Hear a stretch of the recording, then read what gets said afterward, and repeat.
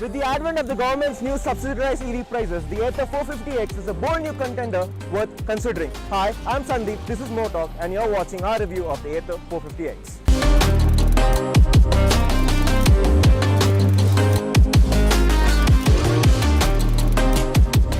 The question then is, does the X really multiply the already electrifying and minimalistic ATHER experience?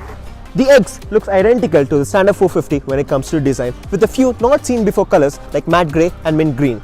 But what we have today is the limited edition Series 1. It boasts a bigger 2.9 kWh battery with a more powerful motor producing a peak output of 6 kW and 26 Nm of torque, which is up from the 20 Nm of torque from the previous model. What's also new is the touchscreen instrument panel, which is now Android OS based. It has an inbuilt 4G SIM allowing for faster loading for navigation and over-the-air updates. The X has been put on a diet, resulting in a 4 kg drop in weight, making the front end lighter and slightly unstable. It has 3 riding modes, Eco, Ride and Sport, apart from the Warp mode, which can only be explained as a hyperspeed button. In the Warp mode, the X is unlike any other electric scooter I have ridden, with an overly eager power delivery system. Keep the throttle down and you'll experience a head-jerking pull to about 60, after which the power starts to fade away. Let's see a comparison between the acceleration of the X and the petrol-powered ACCESS125 in the Warp mode.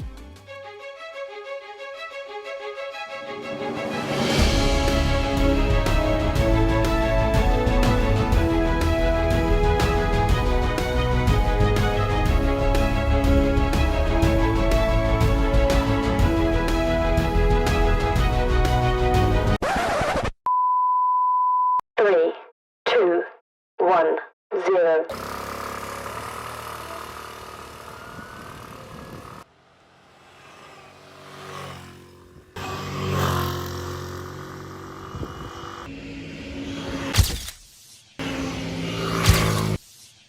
Now let's see how it fares in the Eco mode. 3, 2, 1, 0.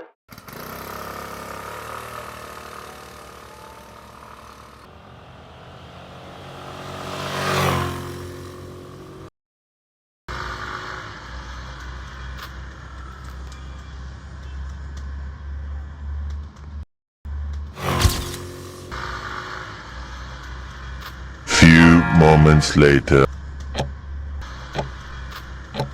Much later.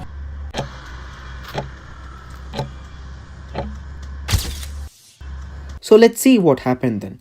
The ATHER 450X in the Warp mode completed the drag race in 12.39 seconds, beating the ACCESS125, which finished in 13.41 seconds. And in the Eco mode, the ACCESS completed it in 13.80 seconds, whereas the ATHER was far behind, completing it in 19.19 seconds.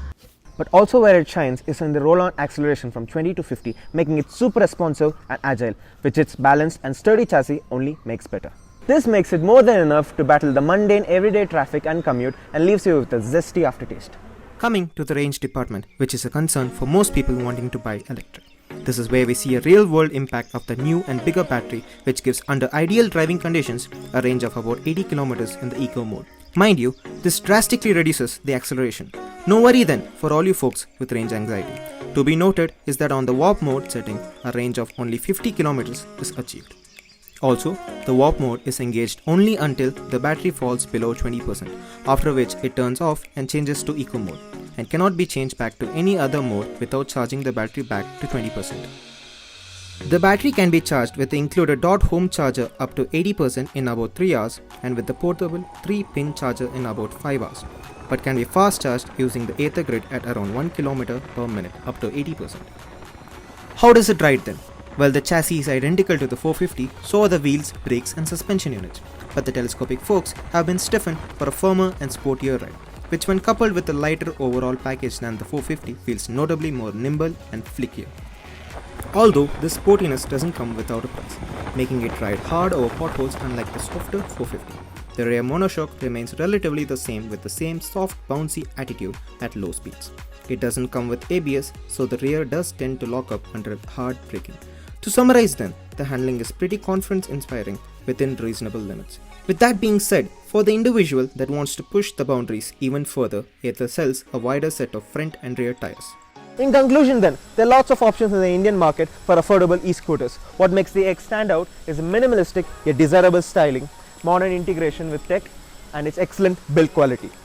The X can be a delight to drive, but a sore to live with. As much as I love petrol-powered scooters, I gotta say, it's really fun and a refreshing part of your day.